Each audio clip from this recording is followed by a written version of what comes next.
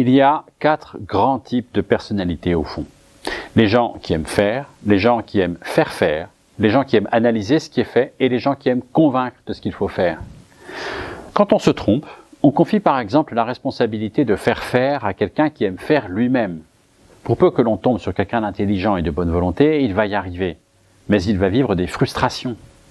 Ou bien si vous confiez la responsabilité de faire à quelqu'un qui aime seulement analyser ou convaincre, même chose. Vous aurez peut-être une personne qui va s'en sortir, mais qui va vivre avec beaucoup de stress. Beaucoup de frustration, ça mène à la dépression. Beaucoup de stress, ça mène au burn-out. Dans les deux cas, du mal-être au travail. Et le mal-être au travail, c'est ce qu'il y a de pire. Cela rétrécit le champ des possibles. Cela génère des comportements négatifs, des tensions au sein des équipes. C'est mauvais pour tout le monde et le pire, c'est que l'humain est capable de supporter longtemps l'insupportable.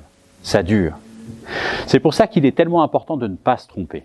L'idéal, c'est quand chacun trouve du sens dans ce qu'il fait. Parce qu'il voit à quel point cela contribue à un ensemble dynamique qui va quelque part et qui rend fier. Pour y parvenir, il faut se servir de tous les outils disponibles. Le conseil en orientation, toutes les formes d'alternance, les formations continues, les certifications qualifiantes. Il y a de plus en plus de souplesse dans ces outils et elle est faite pour que chacun puisse s'y retrouver en partant de sa propre situation, de ce qui lui est spécifique. Les simulations d'entretien, les exercices de rédaction de CV ou de lettres de motivation, les exercices de rédaction d'offres d'embauche, les mises en situation, toute une palette d'ateliers est à disposition dans beaucoup d'endroits et partout où ce sera jugé utile, je me rendrai disponible pour y contribuer directement.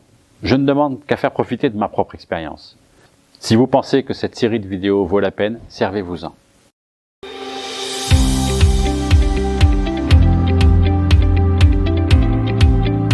Une dernière chose, je vous propose de nous rejoindre pour une soirée d'échange lors de laquelle nous répondrons à vos questions et aborderons des cas pratiques.